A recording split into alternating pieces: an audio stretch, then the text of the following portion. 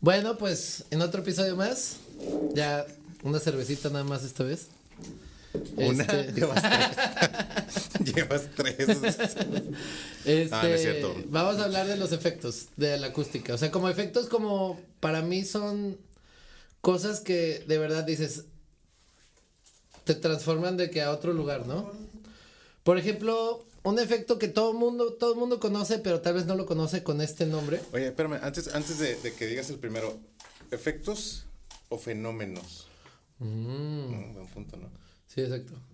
Sí podría ser como fenómeno. ¿Un fenómeno natural? Sí, no. No sé si natural porque muchas veces... No,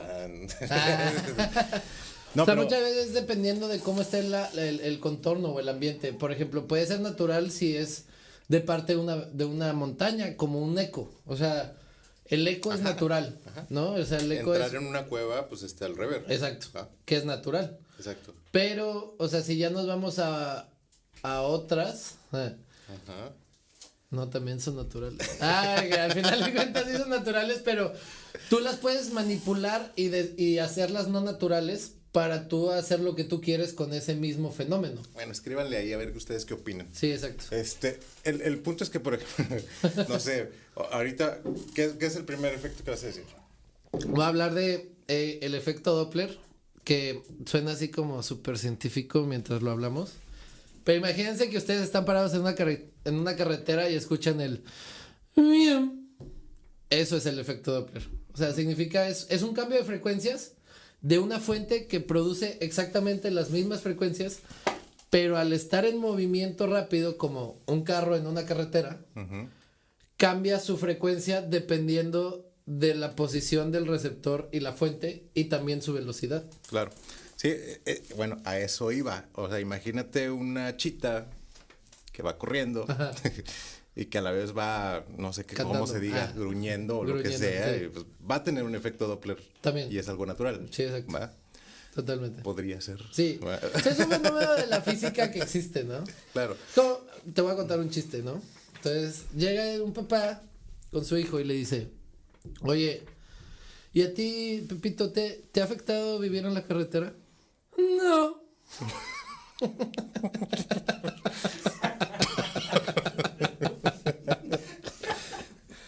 Lo tenía preparado antes de venir aquí a la sesión. O sea, era así que ya no se lo aguantó. Ahí está bien. Próximamente, monólogos. Oye, bueno. Entonces, a ver, en resumen, efecto Doppler, yo creo que a lo mejor mucha gente lo identifica más cuando pasa el carro discreto con reggaetón a todo lo que da. O una sirena. O una sirena y empieza a modificarse el sonido, por no llamar frecuencia y demás. Sí, exacto. Como el tono, por así decirlo, el tono, el hacerse de grave a agudo. Agudo, sí, conforme va pasando, ¿no? Exacto. Entonces, pasa el vehículo, pasa lo que sea que haya pasado y empiezas a notar ese cambio como que, ¿qué pasó? ¿No? Entonces, básicamente es que, pues por enfrente, digamos, se van comprimiendo más las frecuencias y se va más hacia lo agudo, ¿no? Y luego se van relajando hacia atrás y entre más relajado es más grave el sonido. Es que piénsalo así, o sea, si una fuente estuviera estática, o sea, parada, y produce sonido en el aire, el sonido viaja a 344 metros por segundo. Claro. ¿Ok? Pero imagínate que la misma fuente está viajando a 100 kilómetros por hora. Entonces, todo cambia, o sea, todo porque cambia. ya va a ser diferente la percepción a cuando lo escuchaste bien lejos a cuando lo escuchaste aquí. Claro. Sí. Sí, que yo creo que, fíjate que todos los fenómenos o efectos que suceden con el sonido, de alguna manera, pues como el sonido se va a comportar igual, ¿no? Hablando del aire, ¿va? Sí. Obviamente, pues en metal y demás, pues es prácticamente lo mismo, nada más que se comporta más rápido, menos rápido, lo que sea. Sin embargo, todo se resume en compresión y descompresión, sí, ¿no? Entonces, por ejemplo, hablando del algo rápido como la barrera del sonido, ¿no? El romper la barrera del sonido, que el romper la barrera del sonido es ir tan rápido que llega un punto en el que las células no se pueden mover tan rápido como va el cuerpo, y hay un estallido. Sí, exacto. O sea, es como llegan a su punto límite y dicen hasta aquí, ¡pum! ¿No? O sea, Sí, sí, explota, digamos, de alguna manera. No sé si si ustedes buscan ahorita en Google así un jet rompiendo la barrera del sonido, van a ver que en el momento en el que pasa eso se hace como Un cono. un conito de humo alrededor del... Claro. Sí, del jet. que es la condensación del aire por Exacto. tanta fricción que hay, ¿no? Ujú. De un cuerpo moviéndose a esa velocidad. De un cuerpo humano.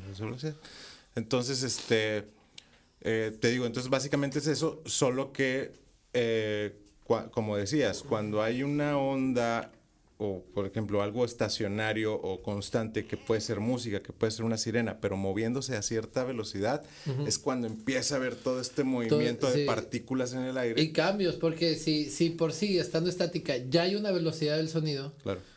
pues si hay una velocidad también de la misma fuente, pues va a cambiar esas frecuencias, porque al final de cuentas, no sé si lo platicamos en el primer show, pero para recapitular. Ah, ya es show. Ah. El show de charlas acústicas.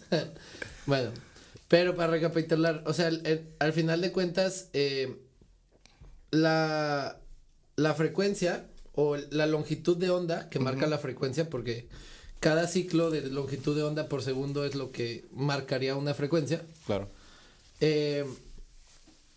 Pues en sí va muy de la mano de la velocidad del sonido. Y así podemos sacar la frecuencia.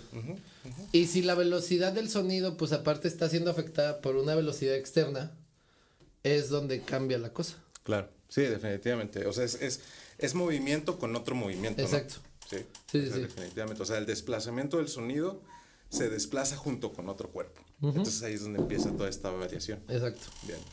Bueno, otro de los fenómenos es el boundary effect, ¿no?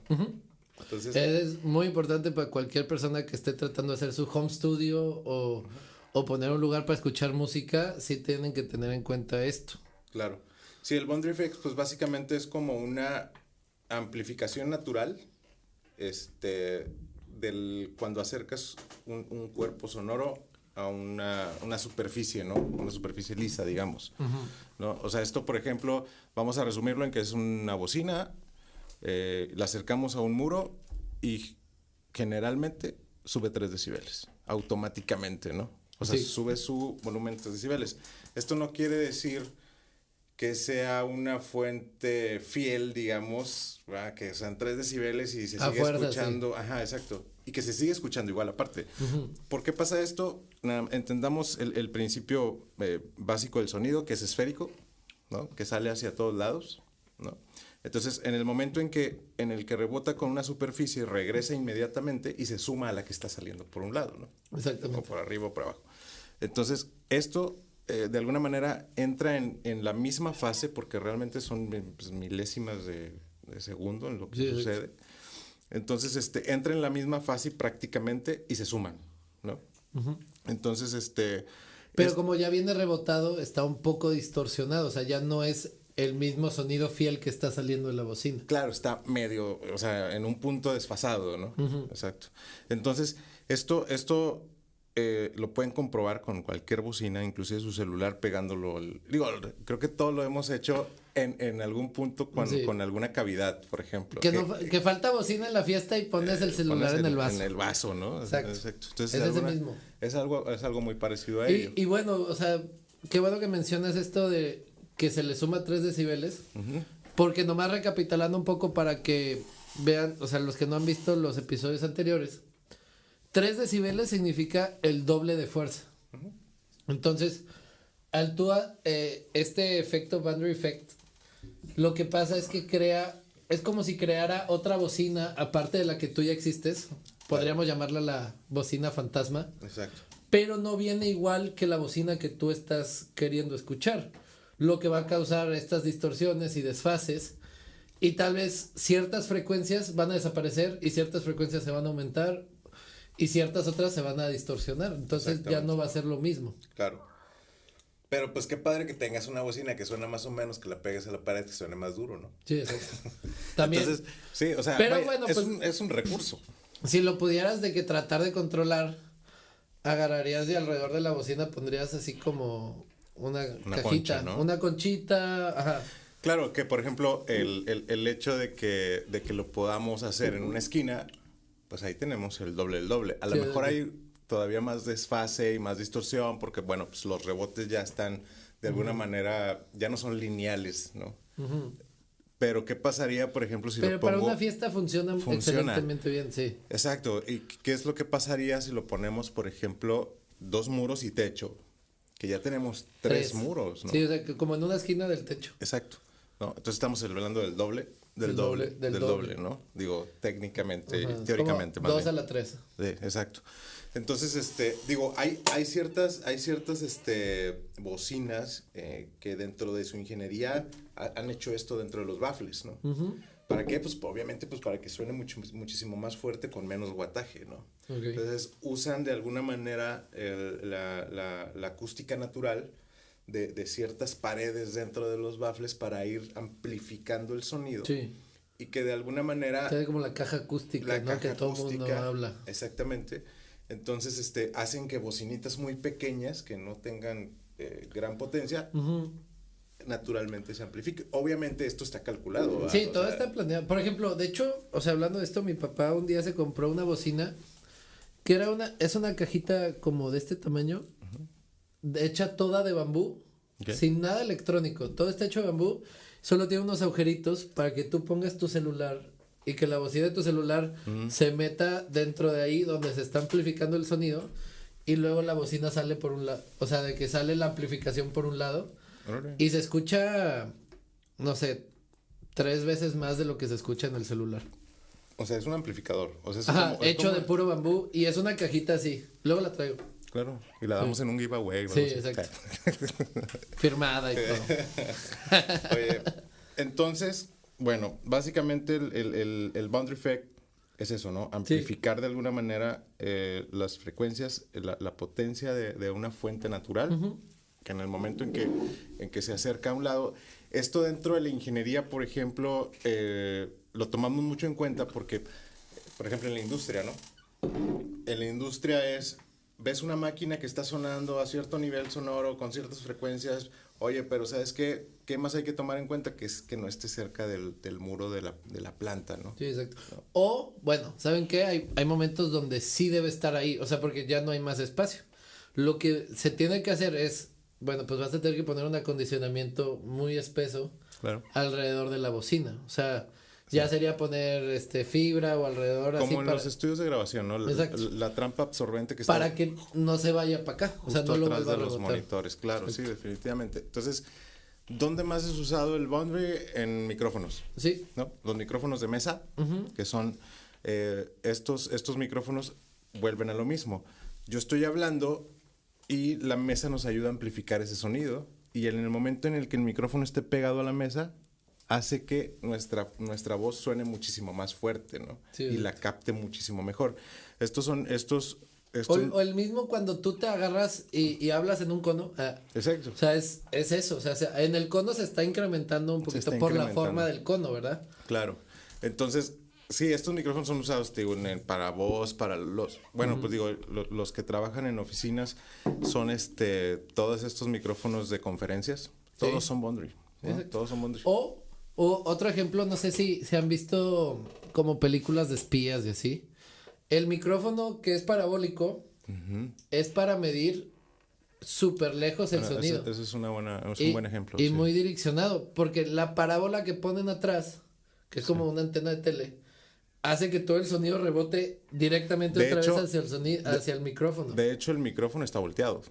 O sí, sea, exacto, el micrófono no está dirigido hacia lo que queremos escuchar. Lo que agarra es lo que rebota de la parábola. Exactamente. Y gracias a esa parábola tú puedes, decidir hacia dónde lo estás apuntando. Así es. Sí, porque las repeticiones, o sea, si estamos hablando de que en un muro sube 3 decibeles, en otro muro otros 3 decibeles, en el techo 3 decibeles, en una parábola tenemos ahora sí que una amplificación infinita. Sí, exacto. Porque tenemos muchas repeticiones, ¿no?